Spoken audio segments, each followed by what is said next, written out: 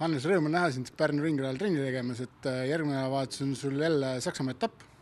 Eelmine kord läks sul väga hästi, et millest üks asjad on tulnud? No ega me nüüd niukest sammu ka edasi ei teinud. Meil on ju eelmised 2 aastat, me oleme ka seal võidu eest võidelda, aga lihtsalt see aasta meil õnnestub see natuke rohkem. Et täpselt need asjad, mis on siis BMW ametliku meeskonna ja nende klientide, kes selle mootorratta ostavad, nende nagu niisugused väiksed erinevused, mis aitavad info, mida nad teavad sellest mootorratast viimase 10 aasta jooksul, mis nad on kogunud siis, et väiksed asjad aitavad ja meie suudame selle oma meestega väga hästi ära kasutada. Kui me juba siin BMW mootorratast räägime, et siis sel hooajal oled sa olnud juba 3 erineval sarjas, 3 erineval BMW mootorrattal ja nüüd tuleb ka isegi Jaapanis tuleb ka 4 nagu. Kui keerukas see on, et nad ikkagi tegelikult on ju veidike erinevad? Ja testis oli veel isegi üks 5. mootorratas aasta alguses.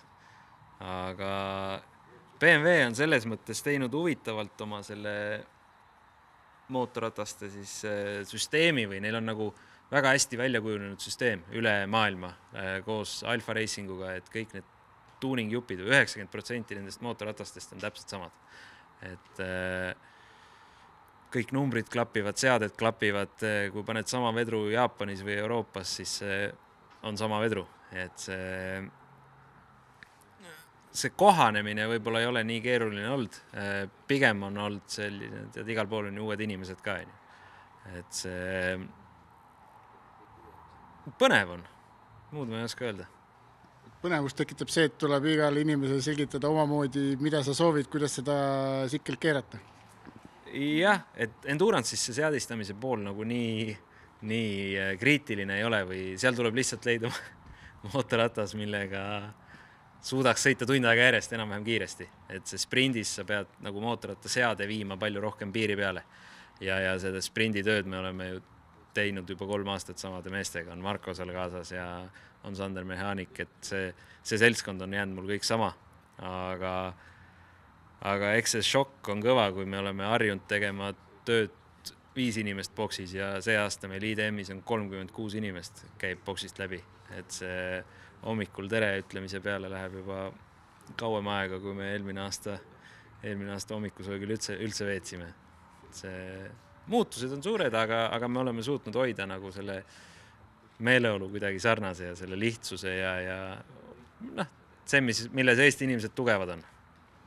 Mis sulle nagu, või kumb sulle rohkem meeldib, kas selline nii-öelda nagu kiirevõistlus või siis nagu see endurance on, et siuke pikem ja saad mitmeid kordi nii-öelda sikli peal olla ja kogu aega lihvida nii-öelda ühte rada nagu? Mõlemal on omad võlud. Mootorrattaga sõit ei ole kindlasti Endurance'isse kõige lõbusam asi, sest et peale esimest või teist vahetust on sul juba kopp ees sellest mootorratast. Et see sõidurõõm kaob ära sealt üsna kiiresti. Aga Endurance'is on selline see kambavaim ja meeskonnatöö ja erinevate olukordade manageerimine, see on nagu see lõbus osa.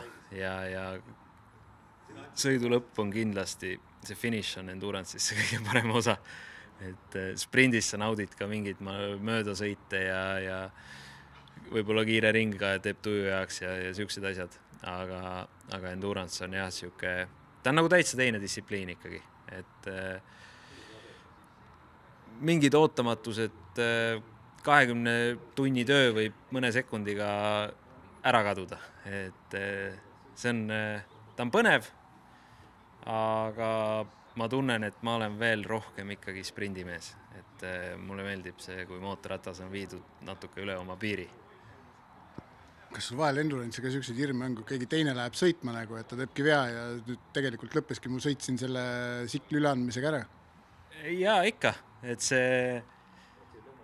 seal on ju 3 meest tavaliselt, kes võivad selle ära käperdada. Üks olen neist mina, kes võib samamoodi, kes on 2 korda kukkunud 24 tunni sõidus. Aga seal ei ole nagu sellist väga tänitamist või seda ei ole. Et kõik sõitjad, kogu meeskond saab aru, et see võib igaüks olla, kellel läheb kõhuli või kellel võib-olla üks vahetus on nii vilets tunne mootorratta peal, et ta on 2 sekki aeglasem kui konkurendid, on ju. Et